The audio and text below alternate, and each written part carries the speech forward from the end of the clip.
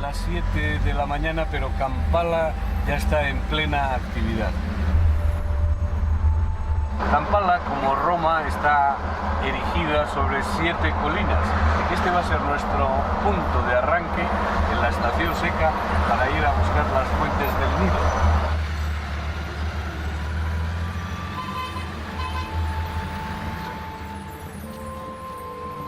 Son las 7:07 de la mañana y los escolares de Kampala emprenden su camino al colegio. Ya se ha producido el gran atasco de todas las mañanas en la capital de Uganda.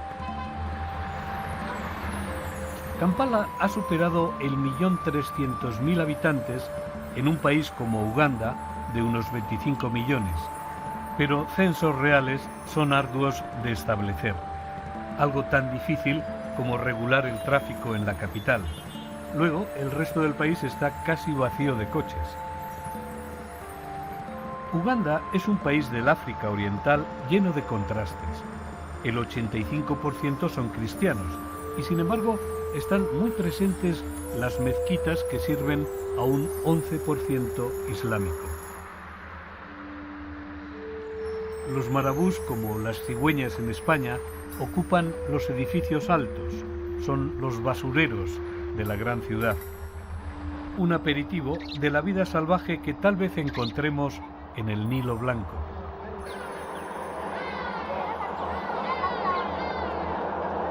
Son muchas horas por las carreteras ugandesas, siempre en dirección norte. Da tiempo de leer el periódico. Se ha rendido Kolo, uno de los jefes del Ejército de Resistencia del Señor, LRA, extrañas siglas para una guerrilla que lucha desde los años 80 contra el gobierno de Kampala, sin excluir el rapto de niños, el asesinato de civiles y prácticas rituales como beber sangre. Ya van 100.000 muertos. A unos 100 kilómetros de la capital nos topamos con un camión de 16 ruedas accidentado. Como suele ocurrir en Uganda, han puesto un vigilante armado con un Kalashnikov para que no se lleven hasta los tornillos.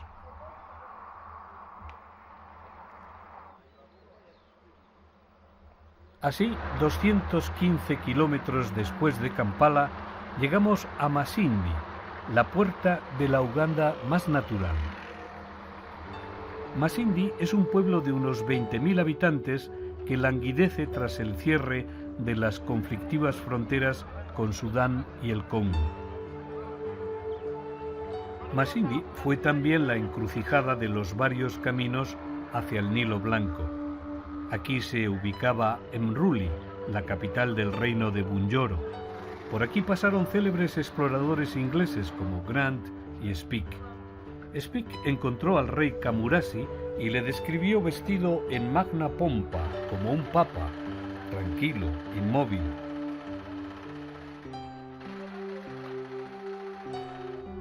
Hoy, la última moda en Masindi es así.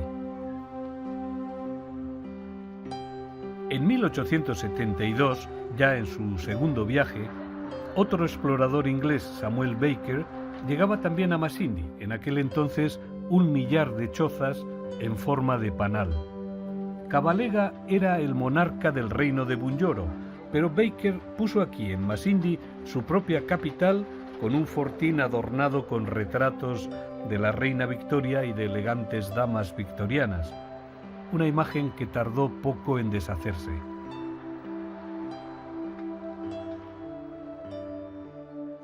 Explotó la batalla de Masindi, que duró 1 hora y cuarto. Las armas inglesas, los Snyder de repetición, acabaron con el ejército del Kabalega y Masindi ardió por los 4 costados. Estas sabanas del norte de Uganda, que a veces arden con fuegos espontáneos o no, fueron el último obstáculo para gentes que, como Samuel Baker, seguían obsesionados por el misterio del Nilo. Las rapaces aprovechan los incendios que hacen salir las chicharras y otros insectos.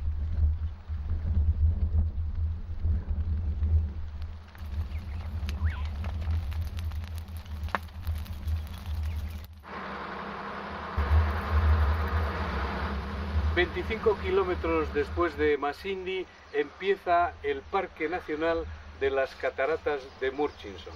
Aquí debemos parar, pero brevemente, porque nos espera la gran incógnita del Nilo Blanco. Con sus 3.840 kilómetros cuadrados, el Parque Murchison Falls es desde 1952 el mayor santuario de fauna del norte de Uganda. Incluye las antiguas reservas de Bugungu y Karuma y la Reserva Real de Caza de Bunyoro. El parque tiene diversas cotas entre 619 y 1.292 metros. De su riqueza faunística da idea la existencia de 76 especies de mamíferos.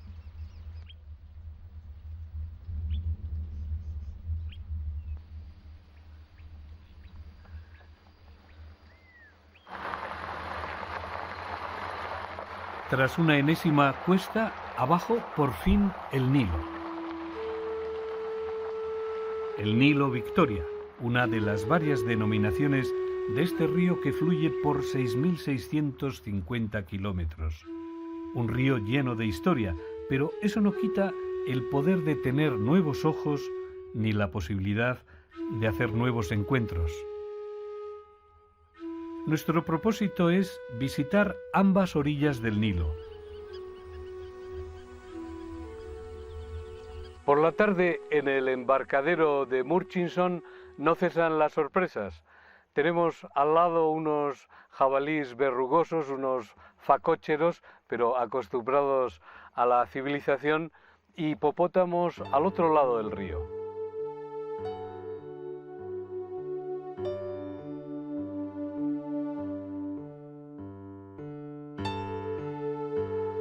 Los jabalíes verrugosos cortan con primor el césped del embarcadero de Pará. Hay una gran serenidad en el ambiente a estas horas, al atardecer, como suele ocurrir en África cuando se remansa la agitación del día y remiten los calores. La luz se hace blanda como el agua del Nilo Blanco.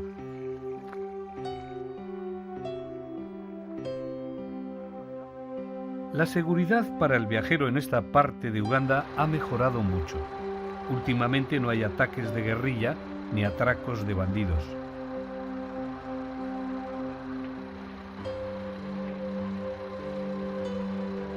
Vamos a cruzar ahora el Nilo Victoria en dirección a la reserva de Pará. Se necesitan 5 minutos para cruzar el ancho Nilo Victoria. Este transbordador opera desde las 7 de la mañana hasta el último, el de las 7 de la tarde. Speke había dicho que el Nilo nacía en el Nyanza Victoria, o sea, en el lago Victoria.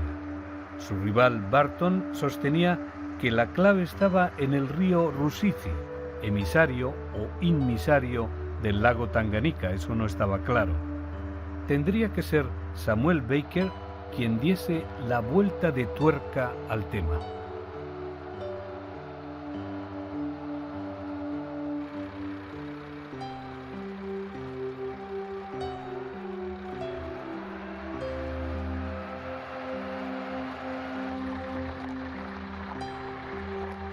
Una pareja de Uganda Cobs, el antílope nacional, come sus últimas hierbas del día. Pero como suelen, cerca del agua, es decir, junto al Nilo. Mientras luce la luna menguante.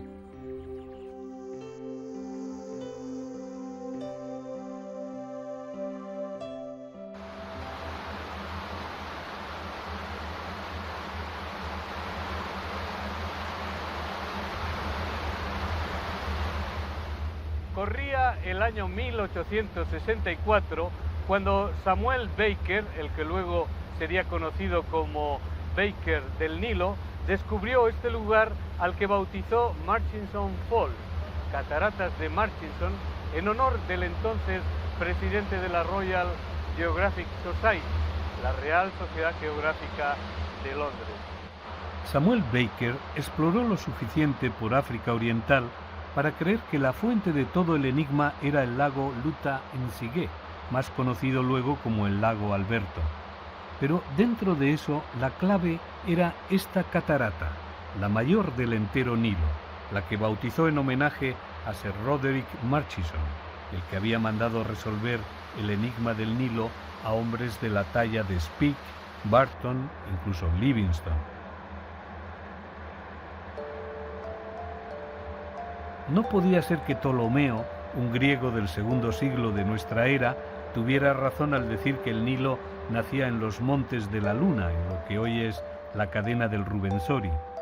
Ptolomeo llegó a trazar un mapa muy sensato del curso de un río como el Nilo, que iba desde el Ecuador hasta morir en el Mediterráneo. Pero los ingleses eran los dueños del mundo y no menos querían serlo del Nilo. Speke descubrió las cercanas cascadas de Karuma, pero solo oyó hablar de otra mayor, esta, la que fue vista por primera vez por ojos europeos por Samuel Baker y su mujer Florence.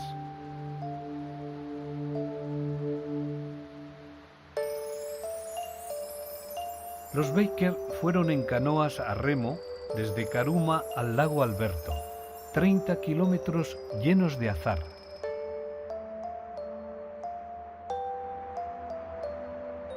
Entre acantilados de 100 metros a pico, interpretando cómo el Nilo Victoria se iba haciendo Nilo Alberto.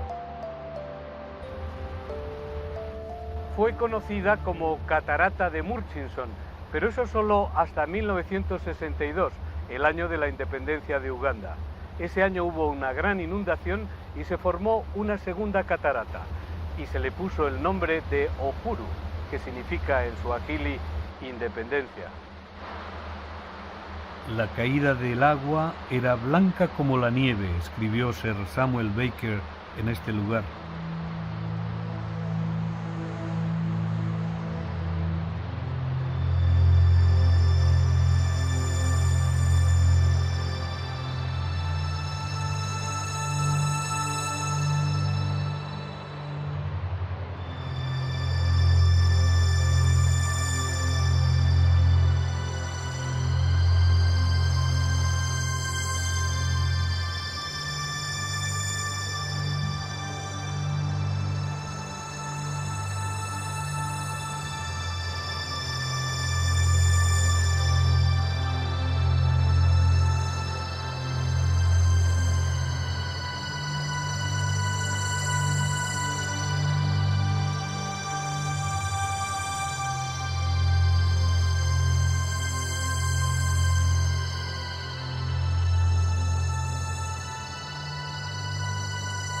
Te despertabas por la mañana y pensabas, estoy aquí, donde debo estar, escribía Karen Blixen en 1937. Memorias de África y realidades. Un nuevo día en Pará y encontramos un hipopótamo que la pasada noche ha ido a dormir más lejos del río que de costumbre.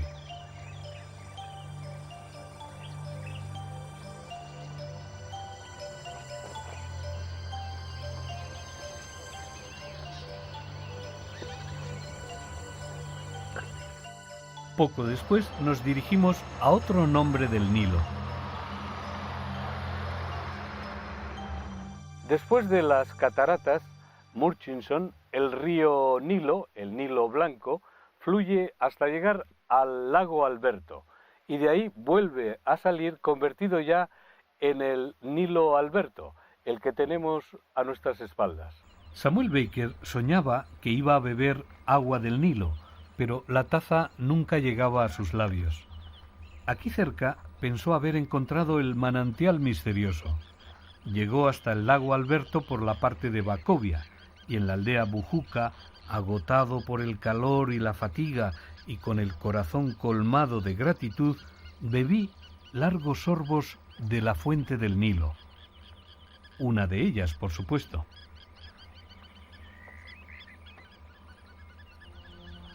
Lo cierto para nosotros es que nunca hemos estado más cerca de los hipopótamos que en este recodo del Nilo Alberto.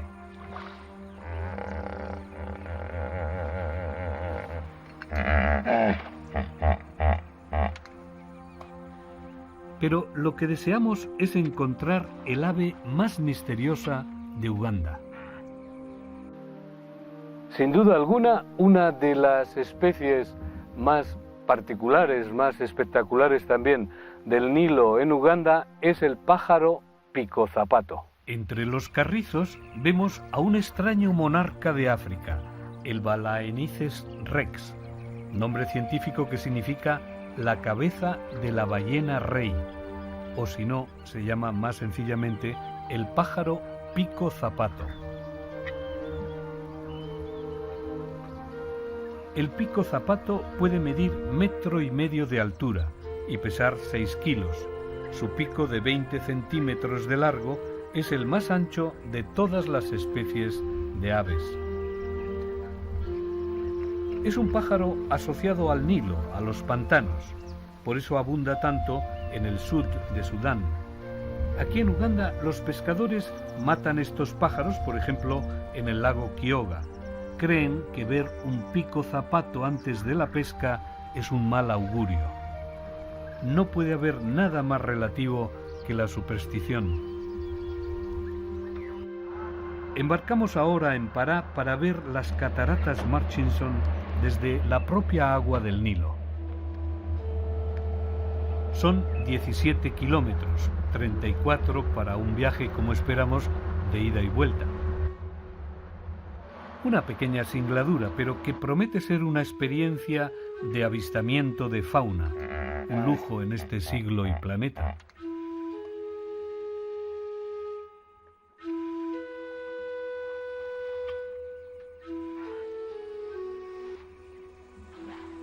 En este recorrido que estamos haciendo por el Nilo Victoria hasta las cataratas de Murchison, la vida salvaje africana aparece aquí en Uganda en toda su plenitud. Por ejemplo, estamos viendo constantemente hipopótamos y ahora aparecen los elefantes.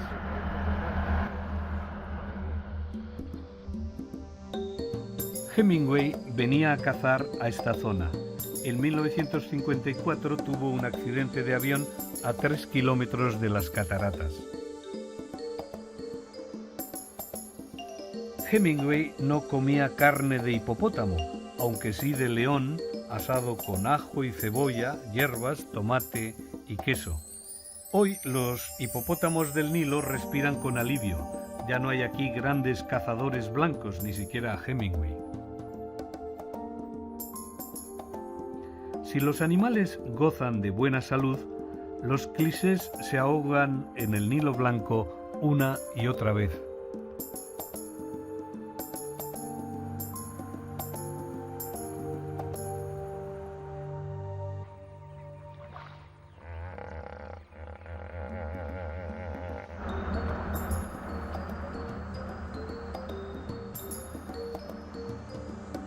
La reina de África no fue solo una película de John Huston, sino una barca real que se llamó Murchison.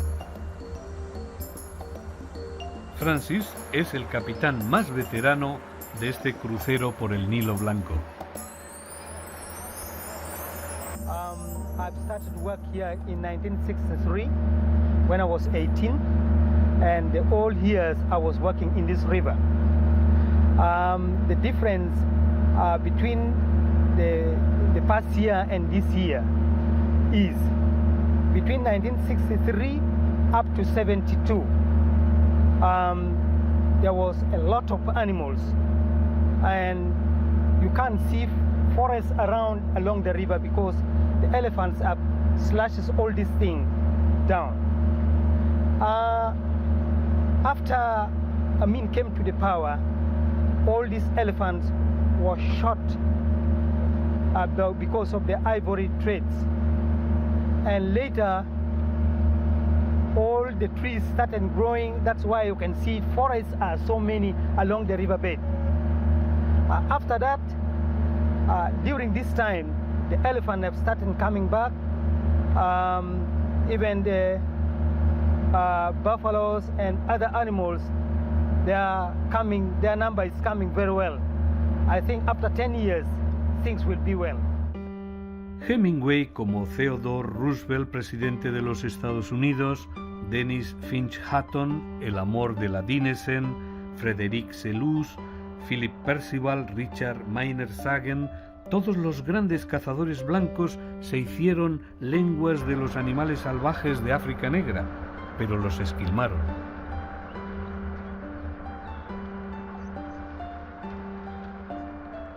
Cuando íbamos abriéndonos paso por la margen del río, avistamos un cocodrilo que tomaba el sol en la roca.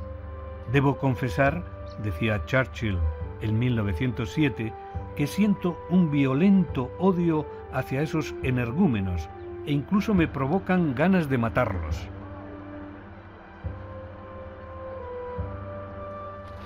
Al final de la historia, los animales salvajes han ganado la partida, al menos en esta zona de Uganda. Han ganado las cigüeñas ensilladas de pico rojo y el hipo con su garza limpiadora y el martín pescador y la magnífica águila pescadora. Para el joven Churchill, que visitó Uganda en 1907, el peor animal, el más peligroso, era en cambio el espirilo. Con la forma y tamaño de un guisante plano, es un tipo de ácaro que causa 5 o 6 ataques de fiebre y deja secuelas inquietantes. De pronto, las espumas del Nilo, entre las que se posan los cormoranes, anuncian la inminencia de las cataratas.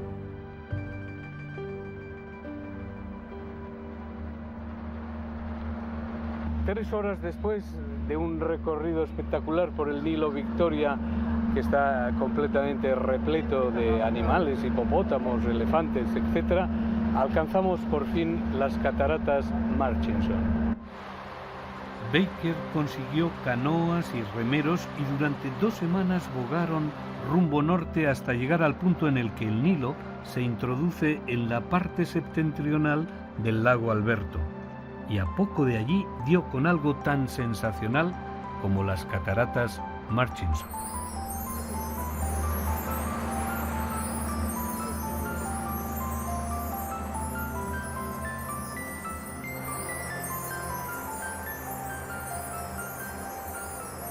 Baker incluso tuvo que refugiarse en la isla fluvial de Patoan para escapar de la embestida de los hipopótamos. En realidad, la gran catarata Murchison tiene 6 metros de larga y 40 metros de altura. No es la inmensidad de las cataratas Victoria, formadas por el río Zambezi. Pero estas son las cataratas más fragorosas del Nilo en su complicado camino al mar. Una especie de tapón de agua que sale despedido de una botella deshecha en espumas. Dicen que tiene un poder hipnótico, revuelos de agua y sonidos, siempre cambiantes.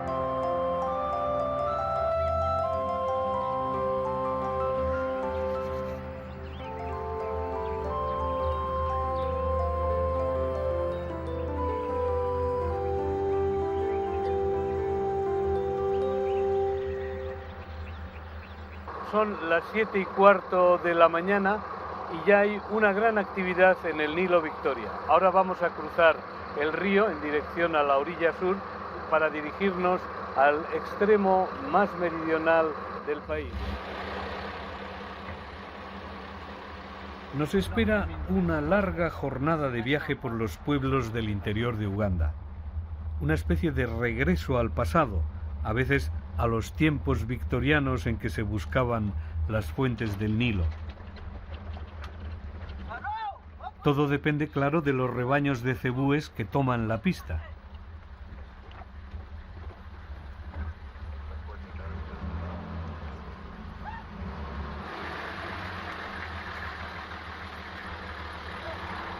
Otras veces son los babuinos los que están en medio.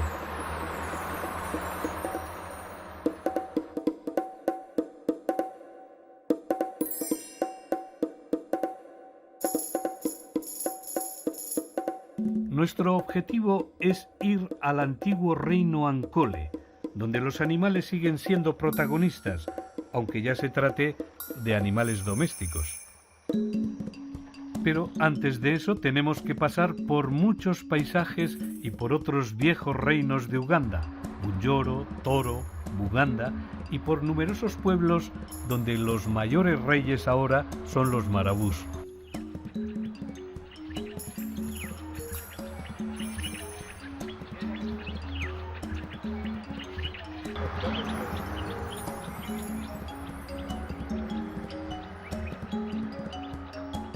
Atravesamos el reino de Toro, donde el paisaje ya es de colinas y el clima húmedo y propicio para cultivar el té.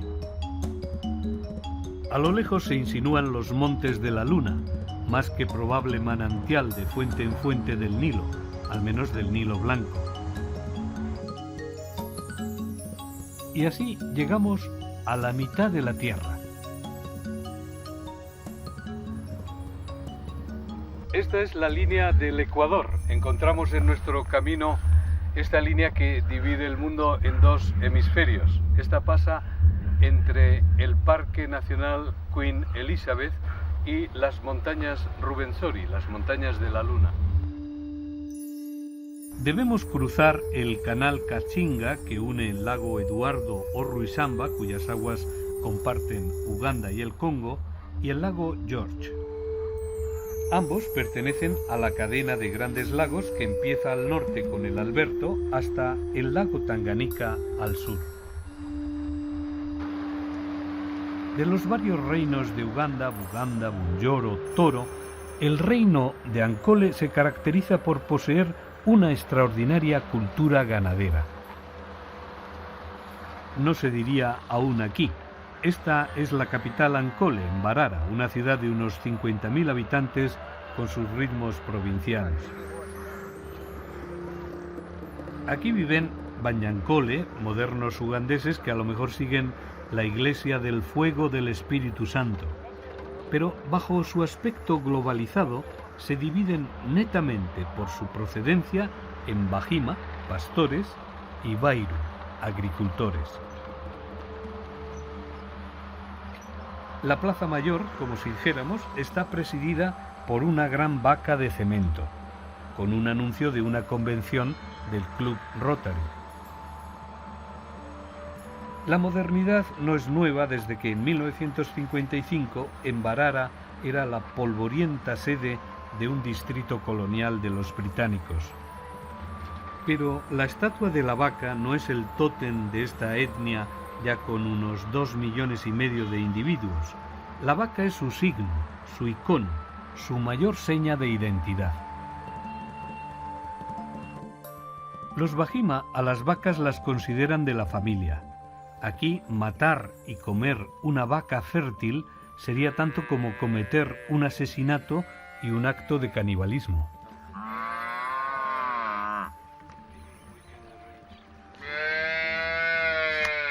Hay por el mundo muchas vacas y muchos toros, pero como el ganado de Ankole, del viejo reino de los Bayankole de Uganda, hay muy pocos. Sobre todo por los cuernos de este ganado. Los cuernos tanto de vacas y de toros pueden tener más de 1 metro de largos. Son tan imponentes que no se tiran. Hay quien hace con ellos instrumentos musicales.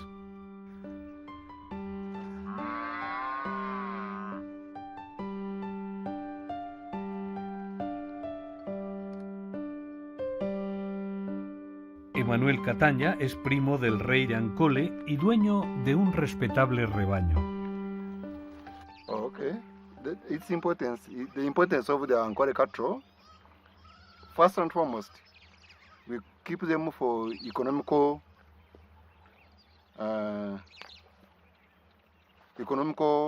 welfare. Yeah, because they are multi-purpose for us, especially cattle keepers who are popularly known as the Bahima. We keep them first for pride. Secondly, we keep them, as I've said earlier, for economical purposes. Thirdly, economical purposes there are so many varieties. We get milk from these animals, we get beef from these animals, and we get money. We sell them so that it enables us to take our children to school. We sell them, we get money. It enables us to as we have seen around, we have started now putting on some permanent structures. So, como todos los Bajima, Emanuel es muy fuerte, más alto que los Bairu o campesinos. Recuerda a un Masái. We used to get blood, fresh blood, but now we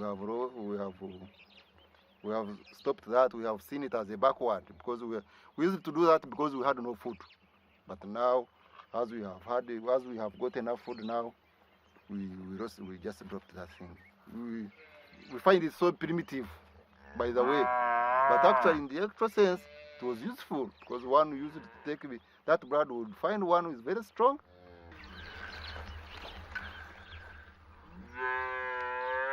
No disparan flechas a la yugular de sus vacas, pero lo mismo que los Masái, los Bajima tienen hasta 30 palabras distintas según la piel de sus animales.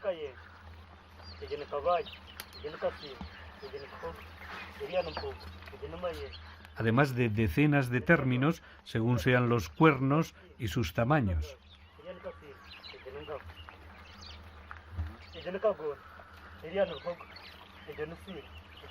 Los bijogo son las reses completamente negras, tan apreciadas como las vacas pintas. En general, estas reses Bajima tienen gran cabeza y no menor cornamenta, son de cuello corto y de pecho estrecho, pero los Bajima las reverencian. Pueden subsistir con poca agua y poco pasto. Lo peor son los mosquitos, las enfermedades que transmiten.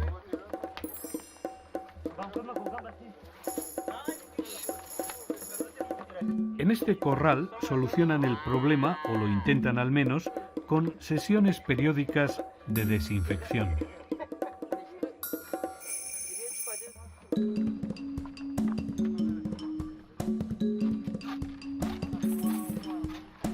A finales del siglo XIX se detectó la Glossina morsitans, una mosca tsetse que transmitía un tripanosoma que tenía la virtud de ser inocuo para los animales salvajes y para los humanos, pero fatal para el ganado.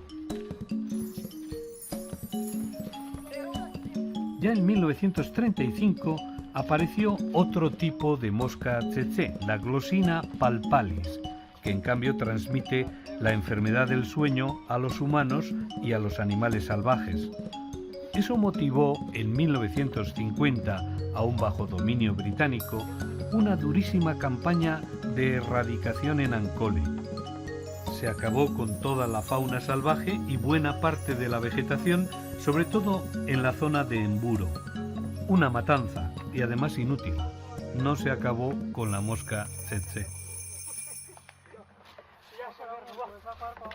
Hoy existen productos más eficaces que protegen la cabaña Bañankole. Mientras los pastores Bahima a veces parecen acróbatas rociando el insecticida.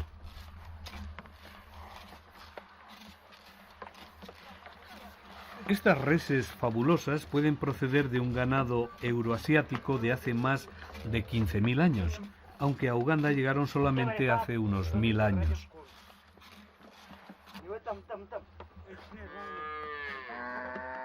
Se adaptaron muy bien al clima de esta sabana de Ankole, aunque no tienen resistencia a la nagana, la enfermedad del sueño transmitida por las moscas tsetse.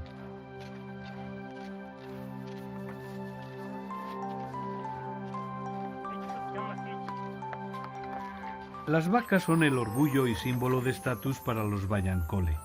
Pero dentro de esta tribu, un mujima que tiene vacas no concierta matrimonios con los bairu campesinos que no pueden tener vacas.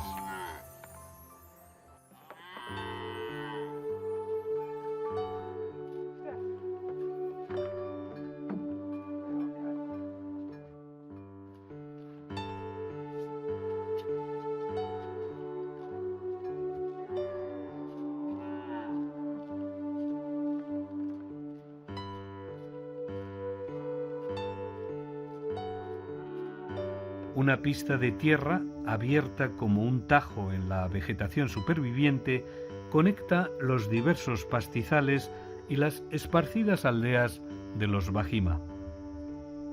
A veces, en medio de la sabana, al máximo hay un par de casas, las de una familia de pastores. La vida de los Bahima también puede ser muy estricta y sin florituras.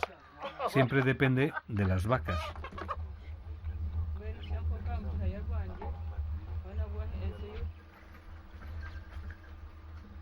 Débora Kasumbusa tiene como fregadero el mismo espacio donde picotean las gallinas. Los cacharros, en cambio, son como los de todo el mundo.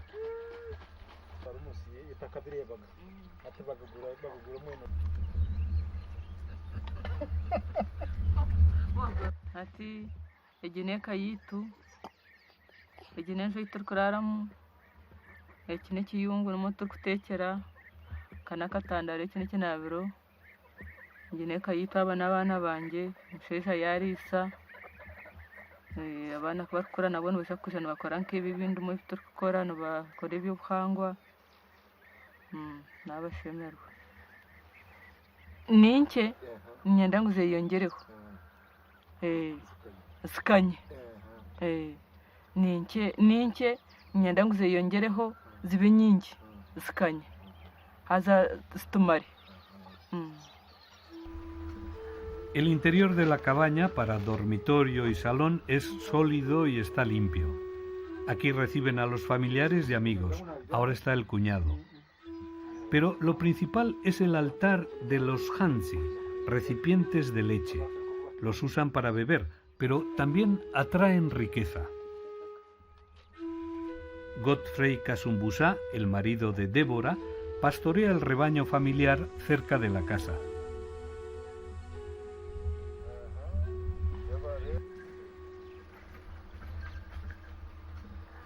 nandisize na tusibire ntuzia nani ntero bwato ni vitu nivyo nando muna nandi umuntu ate ndisizenenyije neza kunyoma mateganya nubwo umuntu mogwanje gunkora burushaho. El tiempo pasa en la sabana de forma distinta. Los Bayankole tienen además una división del día muy precisa, en 20 períodos, más que en 24 horas. Cada uno de los períodos también con su nombre propio, como las vacas.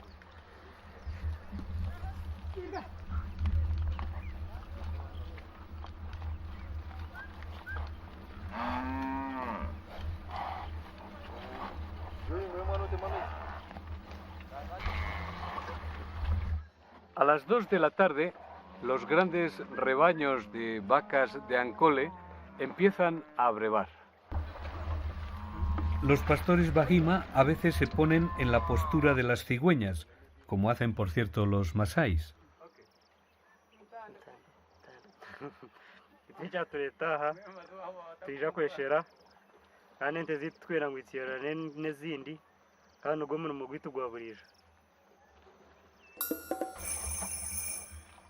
Antes, los Bahima, como los masáis, vivían solo de las vacas.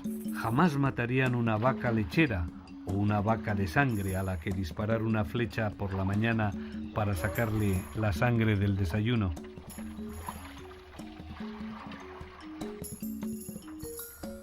Los Bahima no solo tienen sus espléndidas vacas Ankole, sino algunas pocas de otras razas europeas o asiáticas, pero no tienen comparación con las vacas de grandes cuernos.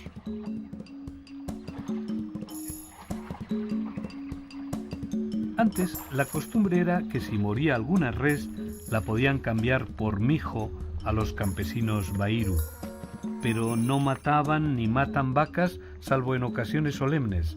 Más bien eran y son seres casi familiares para ellos. Hoy, en cambio, venden las vacas porque necesitan dinero. Eso ha cambiado más que la propia sociedad Bayankole, que tiene algo parecido a las castas. Entre Bahima ganaderos y Bairu campesinos hay una diferencia como entre nobles y comunes.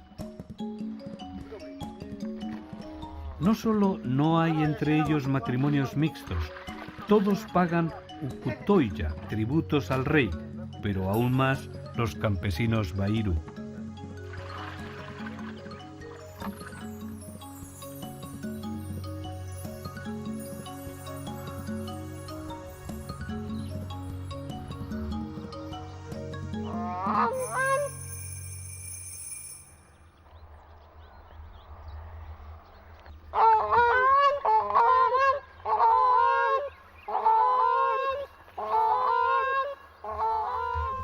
Un día, el príncipe Katanya, hermano menor del rey de Ankole, nos conduce al Endembo o lugar real, con sus varias dependencias.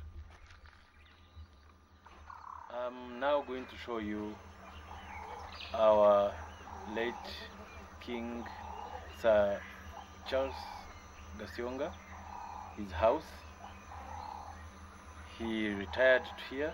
He came back home after the abolition of the kingdoms in 1966 by the then Obote government. So this is where he came back home to.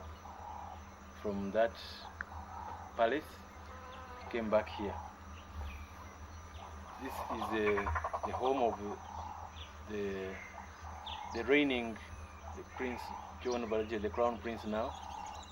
This is the home, this is Karo. Charles Nationga fue el último rey real de los Bayankole. En esta mansión, dedicada al recuerdo familiar, cuelgan fotos de la dinastía desde finales del XIX.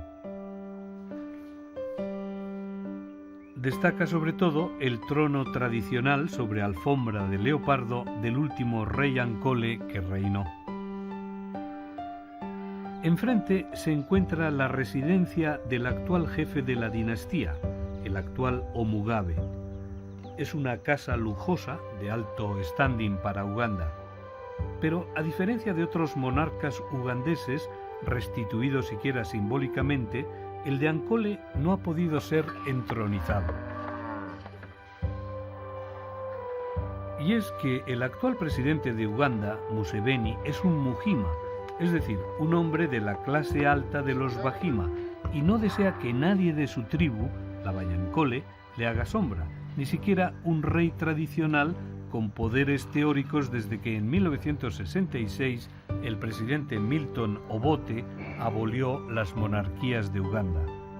Así, cuando Museveni restauró en 1993 los reinos tradicionales de Uganda, el reino de Ankole, el reino de las vacas de grandes cuernos, quedó al margen. Sin embargo, el príncipe Barille fue coronado por sus leales, pero la ceremonia fue anulada luego por el presidente de la República, Museveni.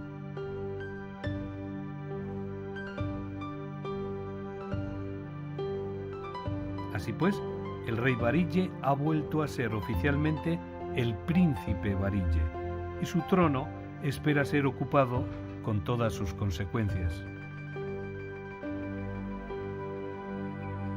En el endembo o conjunto palaciego no falta la cabaña ritual.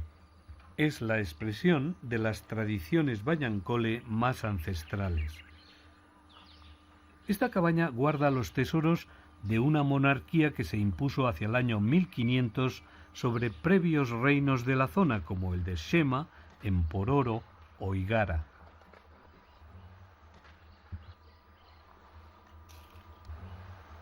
Esta es la Oru Yeye, la plataforma de los cántaros de leche, pero es más que eso, es también el símbolo del poder de los Bayankole.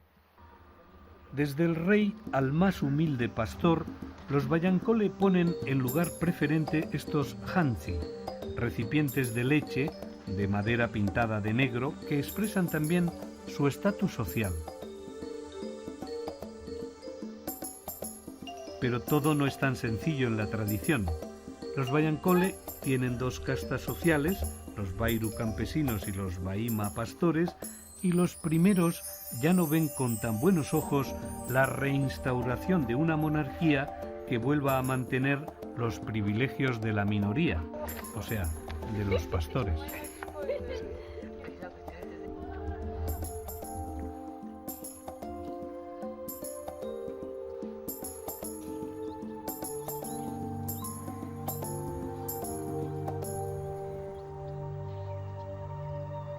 A pocos kilómetros del endembo real, el príncipe Katanja tiene su finca, siempre en la región de Mbarara. El ritmo en esta región rural y sureña de Uganda viene marcado, como es natural, por las vacas. El momento más solemne del día es el ordeño. Los Bayankole tranquilizan con sus quitamoscas a sus vacas para que no se estresen con el ordeño. Una forma también de limpiarlas para alejar de ellas y su leche cualesquiera maleficios.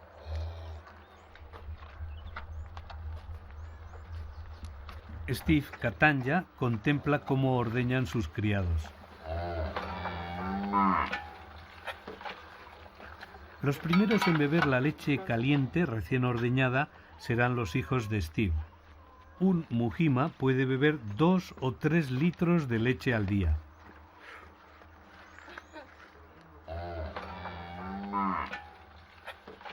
Aunque ya comen algo que no sea vaca, una dieta de leche y carne roja produce a menudo gota y otras enfermedades.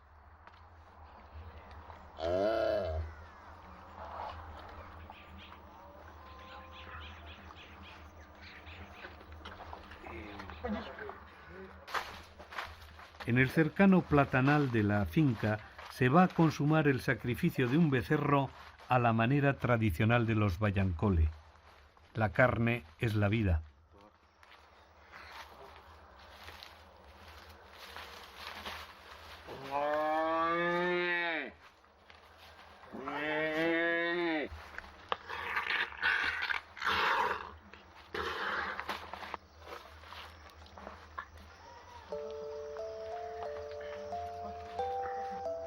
Son las 7 de la tarde, la hora de la cena en casa del príncipe.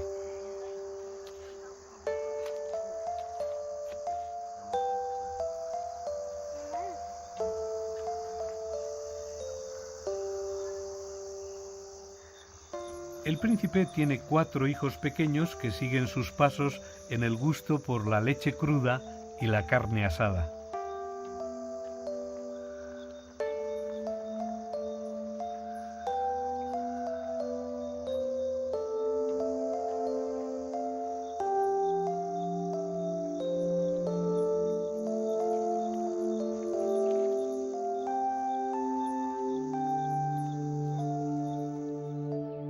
Steve, el hermano del rey, también tiene una cabaña ritual en su finca. Lo mismo que Sheila, su mujer, y como toda su familia, el príncipe es del clan Vianda, el más alto de los Bahima. Tiene una gran plataforma de cántaras de leche. Dios es mi pastor.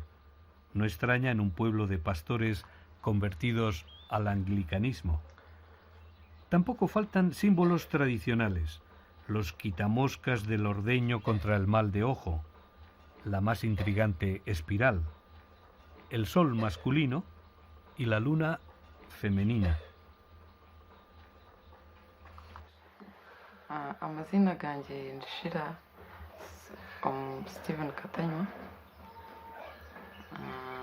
ntugezaho munonga kwegesa abana baitu okukwata munonga culture yabo bakamanya ebya culture yitu ya Ankole. La princesa Sheila nos enseña una de sus tradiciones. A veces ahuman con hierbas las hansi o cántaras. Es para que la leche adquiera un aroma especial.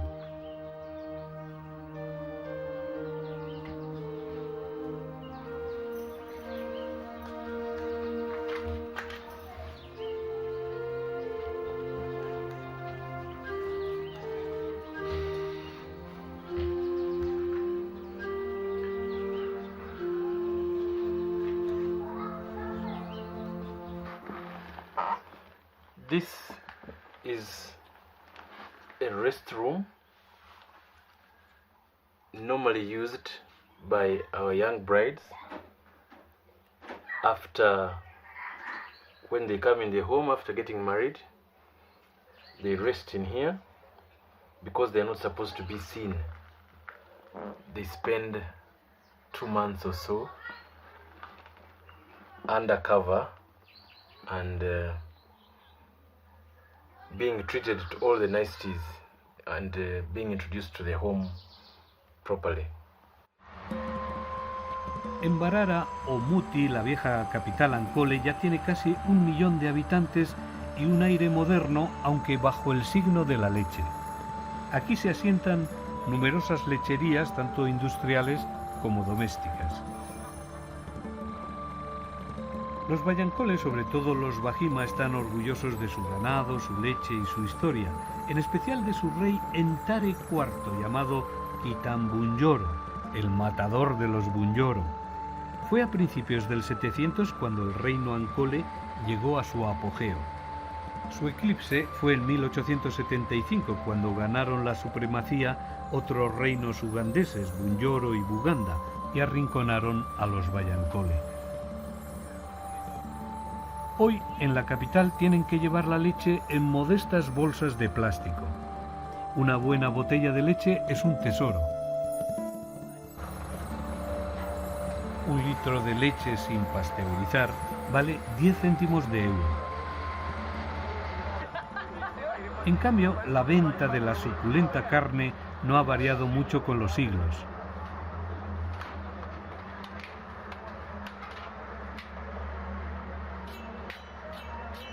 Pocos viajeros que pasen por Mbarara se resistirán a comprar unas buenas chuletas de Ankole o unos pinchos para el viaje.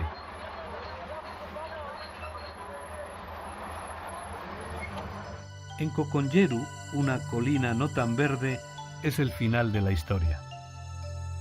En las afueras de Mbarara se encuentra el cementerio real. Estas son las tumbas de los diversos monarcas Bayankole. Por ejemplo, la del Omugabe Sir Charles Godfrey Rutahaba, Kasionga II, que reinó desde 1945 a 1966. En torno, junto a las plataneras, hay sepulturas de la nobleza, pero algunos nobles de Ankole ni siquiera están enterrados aquí, porque sus cuerpos desaparecieron durante el régimen de Idi Amin, como el príncipe Patrick Ruhinda, asesinado en 1972 por Idi Amin y cuyo cuerpo nunca fue encontrado.